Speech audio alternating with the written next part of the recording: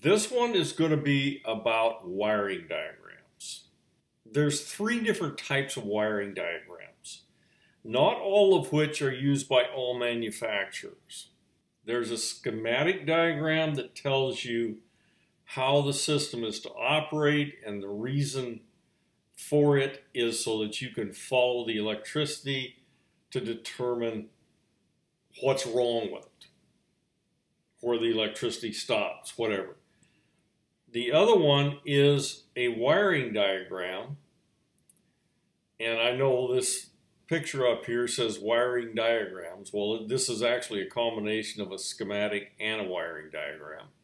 But the wiring diagram tells you where the wires physically go, what color they are, and the different components they go to. The third type of diagram is a position diagram. Now, a lot of them don't use position diagrams. I think they're kind of neat because they tell you when you look inside the electrical box of a piece of equipment, they tell you where the parts physically are located. Most of them don't have that, but some do, and it's useful. Okay, here on this side, we have a diagram. Now, it's separate from this one here. This is a schematic diagram. And you'll notice it's a lot simpler looking than this one here, and it takes up a lot less space. This diagram is primarily for determining how something functions, its sequence of operation, and so on. So it shows in a simplistic way what wire goes to where. Like here we have a gas valve, and we've got a switch that goes through, and it goes over to this ignition control. We have a transformer here. It's got power coming in through the door switch here and comes up to and back to the neutral.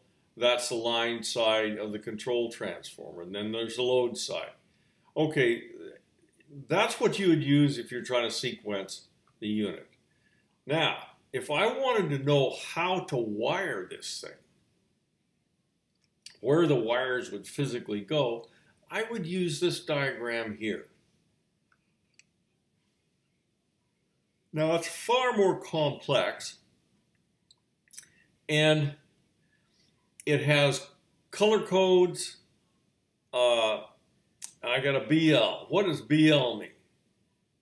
Well, then I go down to, there's a key on these things, and almost all these things there's a key. So BL means blue. BK means black. Here we're showing what are low voltage and what are high voltage. This is only for the wire. Tell you stuff you might want to know. It may not be useful, but it could be. Also, here is the furnace models that this one is good for. So let's look around a little bit on this wiring diagram to start with. There are components all over the place. Like right here, I've got a transformer. Okay? That is the same thing as this part right here in the schematic. I've got an ignition control here with all the terminals on it, and I've got an ignition control here. Those things are telling me what those parts are. So if I wanted to know how this thing is wired together, if I'd gotten wires off of it that I didn't know where they went, this would be the one that would tell me. If I'm trying to sequence it, this thing would not be useful. It would be pretty worthless. Okay, here is a little thing right here, this little circular doohickey. And it's a pressure switch. It tells me what it is. Well, also inside the circle, there's a symbol. And that's a pressure switch symbol. Now I'm going to link, at this point I'm going to link to a bunch of symbols that I did videos on before. so that maybe some of these will make sense. I can go over here, I can find a fan and limit control, and I've got some little squiggly line things there. Okay, that's another symbol. That's a temperature actuated symbol. By the way, this pressure switch is a pressure actuated symbol. So there's all these symbols. You're going to have to learn these symbols before you're going to know anything about these silly things. So when you're getting started out here, you need to know what the symbols are.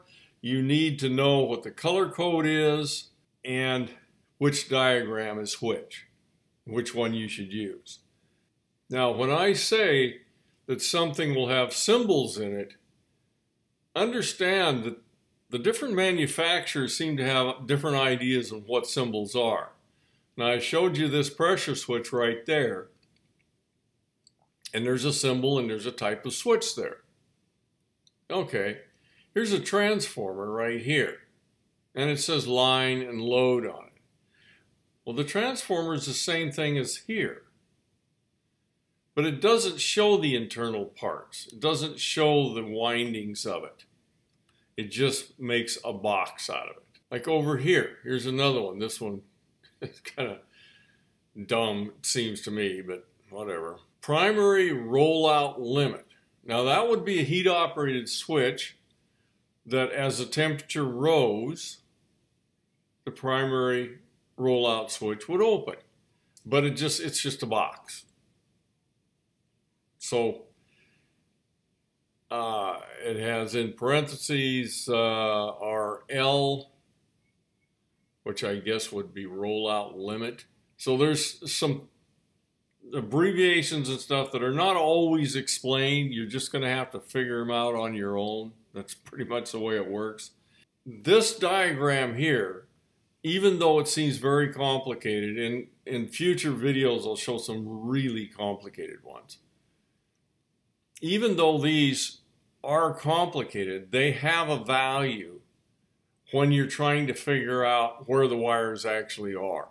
Now at this point I'm going to stop on this one, and we're going to dig into this diagram a little deeper to see if we can find out what some of these things actually are, where all they are.